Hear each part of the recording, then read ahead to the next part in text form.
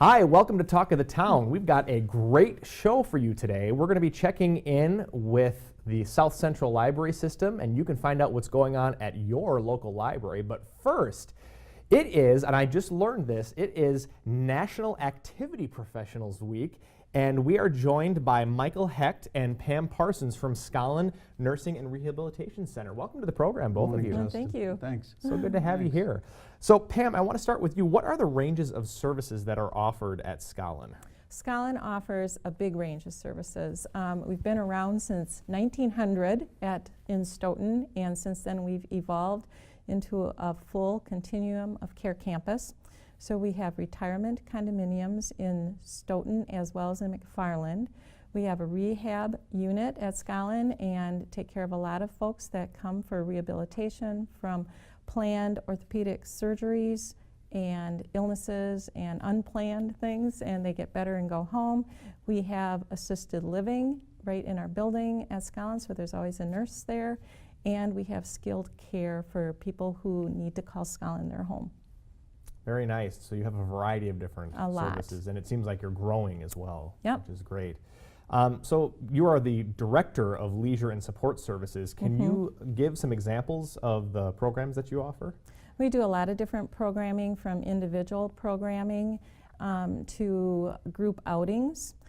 We have a crafts group that meets, and this is really individual, and some of the projects that they work on I have brought with me. Yes, we'd like to see examples. This is like a relief art or a batik that was done, and it was done by one of our ladies who had to relearn how to do things. So she was right-hand dominant, and now she has to do her left hand for everything. Oh. So she's done these things here, as well as this one, and this is with real leaves, which she painted on and did some stamping, perfect for fall.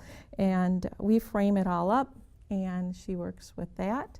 And then we do a lot of repurposed art, and so this right here is our repurposed art. It's just a wood box that we found in a shelf. We added the knobs to it, and one of our ladies spent time, and with some help, we glued it all in the bottom of the box and put in the grout for that. Wow. So it's heavy. So It's heavy it duty. works. Yes, it is. Yeah. So that's some of the things that we do. We also do a reminiscing with music, and we're just getting going on the Music and Memory Initiative program that the State of Wisconsin Department of Health Services has done. We have very generous support from our community, and we have the Bryant Foundation gave our department a huge gift, and we're able to bring UW Band and Bucky Badger to Skaalen. Wow. And have been doing that once a year. That's exciting. We do a lot of seasonal events, just like everybody celebrates seasons and Valentine's Day and Christmas and all that stuff. We do that too. Very cool. Now, Michael, can you talk a little bit about the art and history programs that you have that you run at Skaalen? We're really proud of that. It seems that after a certain age, communities forget that people over 75 can still keep learning. And so what we do is make art and history accessible. For instance, upcoming St. John's Bible is at the Chaser Museum. So what we've done is we have reproductions of some of the work, and we'll play the music, talk about the context, the Middle Ages, and then the elders from all over the campus of Skaalen come and view it. And of course, we include donuts. It makes a connection with the Stoughton community. Right now we have a current art exhibit in the store window of the Midwest bookstore downtown. And what it does is that it makes an adult work. It's not something busy. We can offer it to the resident, they make it, and then they see it. We take photos. Sometimes we bring them down to look at it. Yes. Yeah, so it sounds like you have a variety of you kind of integrate a variety of different arts and history and everything else in what you do. Well, that's fantastic. Well, Michael and Pam, unfortunately, we're out of time. This was such a great discussion, but we have to wrap it up. But thank you so much for joining us today. Check them out. It's skaalen.com, Skaalen.com, That's right. Okay. Skaalen.com, and it's Skaalen Rehabilitation, Nursing and Rehabilitation Center. Thank you so much for coming on. We'll be right back with more Talk of the Town. Thanks.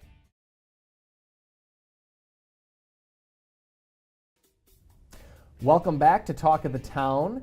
I'm sitting here with Kelly Kinderman, who is the director of New Awakenings, and she's going to be talking about some of the services that are offered at New Awakenings. Kelly, welcome to the program. Thank you for having me. Good to have you here. First time here on Talk of the Town? Yes, first time ever talking to a town. Talking to a town. Great, Yeah. great. Well, it's a great town to talk to, I Yeah. think. So, New Awakenings is a family and marriage counseling Correct. center. Can you give us some reasons of why people should go see a therapist, and how do they know if it's successful, if the sessions are successful? Well, I think it's important first to say that you have to want to go to therapy. If Sure. you're told you should go to therapy, it continues to shame people who might already be feeling shame, and it perpetuates a stigma that's around mental health. But there's many reasons why people come to therapy. It's typically what I see is a lot of times it's crisis driven, so there's immediate need to address a dangerous situation, or they're feeling like they can't continue in the life that they're living. Non-threatening situations would be ongoing anxiety, depression, phase of life transitions like marriages, babies, retirement, that kind of thing. But regardless of why people come into therapy, there always seems to be underlying reasons for why they're experiencing the feelings they have, and that leads to ongoing therapy. Yes. So, and success, it's so subjective, but I think personally and professionally, I feel you'll know if therapy is working for you if you feel like you're able to gain some valuable insight into what's going on, implement the changes that you're wanting in your everyday life, and you're regaining some of that energy and vitality that you've given away. Yes. So, Yes.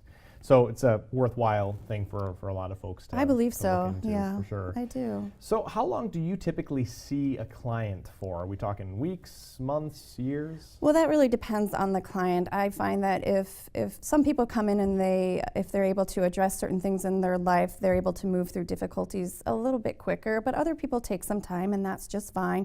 I have clients that once they end therapy, they sometimes come in twice a year just for a check-in or just call me as needed. And that kind of eases the transition out of therapy. And others run for the hills because they're certainly just ready to be done, but it depends. Sure. Yeah. And I liked how you used the word check-in because, so often we're told that we need to go in for a yearly checkup for a physical. Right. But I think it's important too that we address the mental health side of things. And Right. just because we go and see a therapist or a counselor doesn't mean necessarily that there's anything wrong with Right. us. We should just go for a routine checkup, I think. Yeah, and the mind and the body, they work hand in hand, and if one is suffering, the other one is usually affected. Right. So, yeah. Right. So how would you recommend people find a therapist, and how do they know if the therapist that they have is the right person or the right fit for them? Yeah, it can be difficult. I would encourage, I know it's difficult for some people to admit they're seeing a therapist, but if you have family or friends or even coworkers that you feel are willing to talk to you about it and have been through therapy, they can share some of their experiences and maybe give you some suggestions. Otherwise, your general practitioner should always be able to recommend or give you a referral source. And we do have now great online, if you have access to internet, some therapy directories like Psychology Today and Good Therapy, and they give you a short bio, and I really like that because it kind of narrows the field for you, and you can get a feel for who they are before you see them. Right on, right on. So, And one other thing I was going to ask is, with general care practitioners, they might recommend, exercising, eating right, and that kind of thing to make the best use of the care that they're getting. How can people make the best use of the care they're getting when they see a therapist? Therapy can change and change directions and shift focus many times throughout the process, but I think if you go into therapy with an idea of what you want to get, what you're expecting to get out of therapy, and communicate that to your therapist, and really do the work like you would do the work if you were going to see a doctor and trying to lower your blood pressure Right. or any other health issues that you might be working on. Really do the work. Right. So, Yes. Very important. Kelly Kinderman from New Awakenings, thank you so much for the information. you. Thank you for joining us today. Thanks for having me. I enjoyed it. You can find out more by going to www.newawakeningsllc.com. We'll be right back with more Talk of the Town.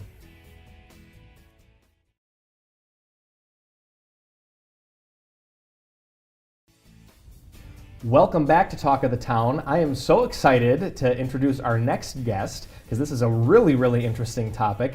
We have Johanna Taylor from the BadgerBOTS Robotics Corporation. Johanna, welcome to the program. Thank you. So good to have you here.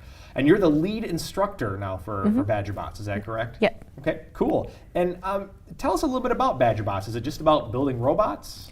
So while the kids are building robots, we like to say that we're building the kids. They're working together to develop problem-solving skills, critical thinking, working as a group, and then developing leadership skills as well. Very cool. Now, are kids just coming after school? Is it a program that they sign up for a certain length of time? How does that work?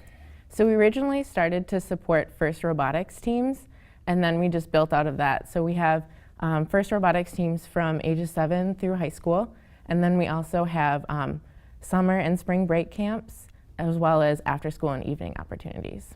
Okay, so you have a variety of different ages and opportunities for people to get involved. Can you talk more about the topics for spring break and summer camps? I know you guys have camps that you run during that time. Can you tell us a little bit more about those? Yep, so our spring break camps are, they're going to be Scratch programming, which is a program that was developed for kids. So it's a really easy, really fun beginning way to start computer programming. And we're also having an introduction to Minecraft camp, which will be a lot of fun. Oh, interesting. So when you say kids, what ages would be appropriate for So those? the spring break camps are going to be 4th through 8th grade, and then our summer programs, we do have a junior set of programs, so junior robotics and junior Scratch, which is for 2nd and 3rd graders. Okay. Oh, cool. Very Yep. cool. So the younger kids can kind of get involved as Yeah. well. That's really cool to kind of get kids interested at a younger age and into that Exactly. sort of thing, because those are skills that many of them will probably use as they get older. Definitely. Yeah, yeah. Obviously there's probably a cost involved. Do you guys offer scholarships for folks who might need something like that and might need a little help paying for it? Yeah, we've had several donors give towards a scholarship fund. And so that's really nice because then we can support kids no matter what their financial situation at home. So we do have a scholarship application and we're able to give full and partial scholarships for our programs. Yeah, very cool. And now I have to ask, how long have you been working with BadgerBOTS? So I've just been working since September, Wow, okay. but I'm really excited for the summer. I've been spending a lot of time planning and preparing for it. I have done a lot of science education and outreach in the past, Yeah. and I'm really excited to start this Yeah. robotics theme. So. Tell us, what is the coolest thing that you've ever seen done there at BadgerBOTS by the kids or otherwise? I think it's really great when you get a group of kids who seem like they're running around not doing anything, not accomplishing anything. The parents look a little frazzled, and then by the time you come to the competition, the presentation, they're standing up there, you know, they're 7, 8 years old, and they're explaining exactly what they did, why they did it, the thought process, the teamwork that they went through to accomplish what they've done. Yes. And give us a visual, kind of describe to us what we would see if we were to go to one of those competitions. Kids all over the place. They've got matching t-shirts and other kind of team spirit things going on. They're asking each other questions, giving each other compliments, saying, oh, that's a really cool design. They've got their posters up showing their research presentations and their robots. Yeah, yeah. And so they, I'm assuming there's like a panel of judges then, or that rate based on different criteria based on what they've created. Yeah, so the robot is graded on things like performance and design, and then there's also the competition aspect. So they're given point values based on the tasks that they accomplish. Sure, very cool. Are there ways for adults to be involved in this? We've talked a lot about the kids aspect. Are there ways for adults to be involved? Yeah, we have a really large group of mentors, but we're always looking for people who specialize not just in robotics, but like machining and electrical, and then other things like business and outreach. The teams need help with that as well. Yes, very nice. And how can we sign up for these programs? So our programs are all listed online, and we do have online registration, but if you have any problems with that or have more questions, you can always email or give us a call. Johanna Taylor, lead instructor for the BadgerBOTS Robotics Corporation. Thank you so much for being here. Thank you. So glad to have you. We'll be right back with the South Central Library System right here on Talk of the Town. Don't go away.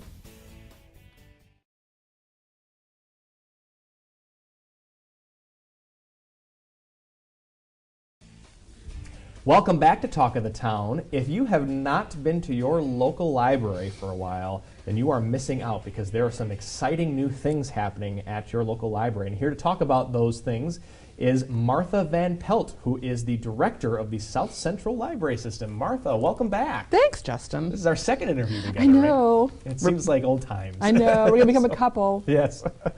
So we had talked a little bit before the show about Flipster, kind of a new pilot program that you guys have in the library systems. Can you tell us a little bit more about that? Yeah, I kind of did a book tease about it back in November, and it's alive and well now. It is a service that brings the magazines right to your favorite internet accessible device. So today, with more and more people using smartphones and tablets, these are magazines that will come right there for free, and it's in a digital format. And the kind of the difference is if you go like onto the web and look at People, you see the web version and it's just got a few stories. This is the actual magazine, and you flip the pages on your screen, and you even get the ads. So, Yeah. And we have 30 new titles. So you get the full magazine experience. Yes. This is not the abridged online version. Right. And it would be as if you were to go and check out a copy in the library, except Yes. you can get it on your phone. And it's the brand new one too. Yes. Yeah. Awesome. So, you said you had 30 titles. What titles are included?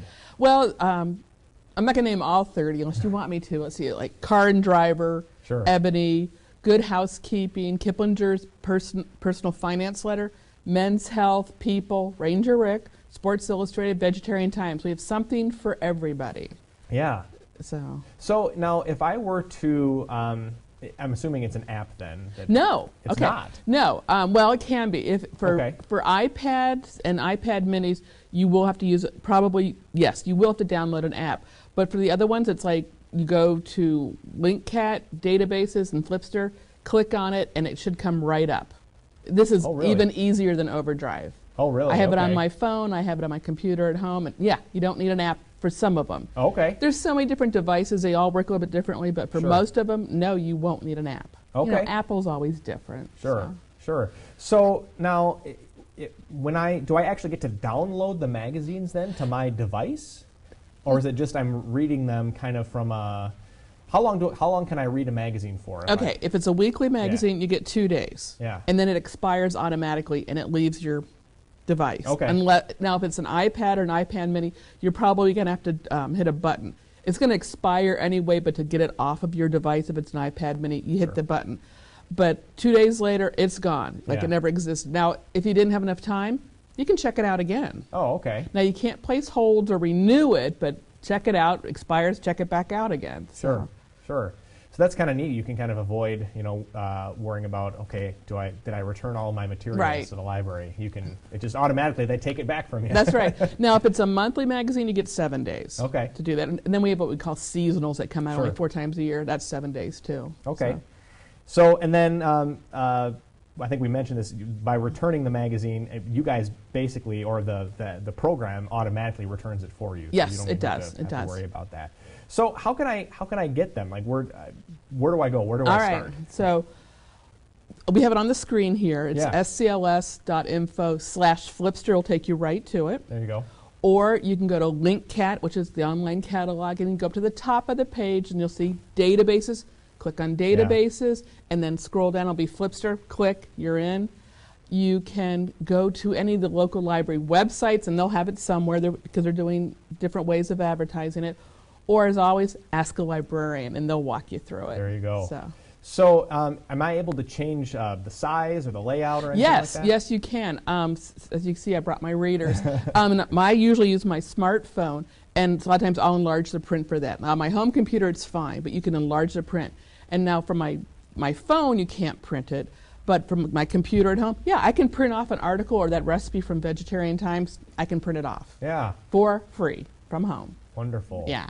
So. Flipster. Flipster. There we go. I love the name. I know. Well, Martha, thank you so much for joining us today. It's Thank always you for good having me. Always good to have you here. Yeah. So check it out. It's scls.info/Flipster. Check out just about any magazine you can imagine, and from a set of 30 titles, right? Right? 30 Yep. titles. Yep. So that's all we have for Talk of the Town, and we'll see you next time.